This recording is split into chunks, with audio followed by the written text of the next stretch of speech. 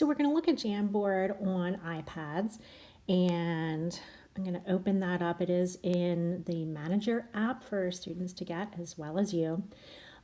Couple of things about this. It really, really is nice and easy and has some really nice features on the app that you don't get when you use it on your laptop. So I'm just going to go into a little demo screen that I have here that I've just been playing around with. And I'm going to actually just clear off that stuff. So here on this page, obviously wide open page. When you enter one that's already been shared with you, you get in and it's like this. But here you can change your colors, the style of marker or pen or brush that you want to use. So any of these, you tap it once and it just selects it. You tap it again and it will do something else. So here, this is like the selection tool. This is a pointer. So let me go back. So it's like a laser pointer. So it kind of follows it around. It kind of, I don't know if you want to make point of something, but then it poofs away. So it's really nice for using on a Zoom session or something if you wanted to demonstrate something. But what you want to think about is, of course, all right, adding content. So one of the things when you double tap is there's assistive drawing tools. If you open that up, you have assistive tools for writing, for shapes, and for actual drawings, doodles. So you can turn any of this stuff on or tuck it away to not use it at all. That's totally up to you. It's kind of interesting to use it. You have to kind of get used to it. It's really nice for shapes. I don't know about you, but when I draw on the iPad, I look like I might be a kindergartner. But here, if I do a triangle, it fixes it into a nicer triangle. If I do a circle, fixes it into a nicer circle. And then, oops, you can come over here to the selector, and then you can move them around. And you can pinch down or you can pinch out to change the size and rotation of any of these things. All right. If you want to just straight up write on things, I'll just use this marker tool.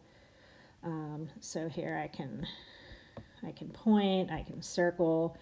And notice here, I'm not using that assistive tool because I'm now in pen mode rather than fix my horrible drawing mode.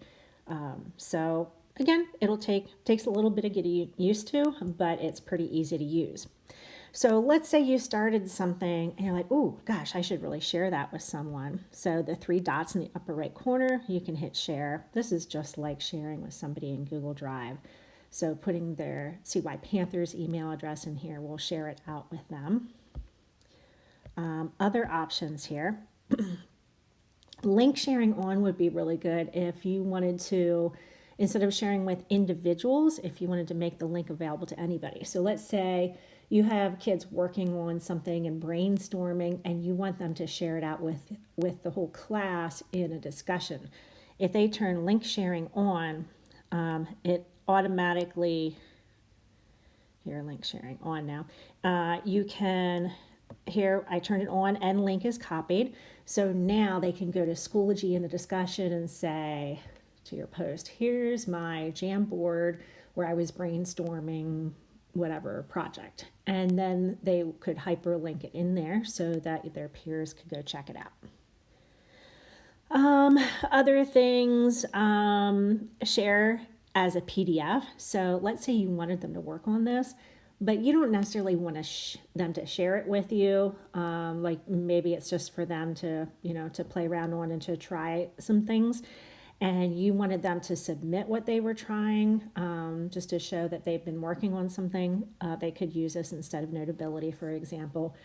They could export it as a PDF. So you can see that right in the middle, right there, share Jam as PDF, or share it as an image. So if they wanted to embed it into something else and actually put the picture of what is in there, they could certainly do that as an image, rename, make a copy, or remove. All right, so when we go back to our main page, if you have a brand new one that you want to add, this plus in the bottom right hand corner is where you would do that, and it jumps into the new one. So I would encourage you as middle school teachers to use this on the iPad so you get a feel for how it will work for your learners.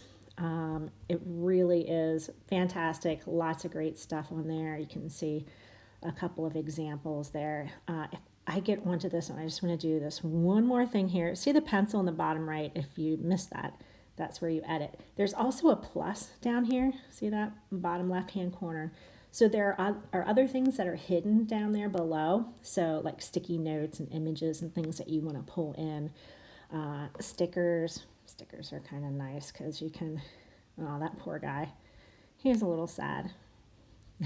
So have some fun with that. Try it out on your own. And now, because this is Thursday, this is your chance to actually try this with your learners. So you could create something that your whole class is going to add to, maybe a brainstorm, or maybe you have kids that are working on like small group projects or activities, and maybe some kids are remote learners and some kids are absent and some kids are in class. Whatever the case is, it won't matter because wherever they are, they can work on this together. So whatever you end up doing, take a screenshot and submit it into the Google Doc. That the link is in this email, and you will get 2 entries into the drawing at the end of the month.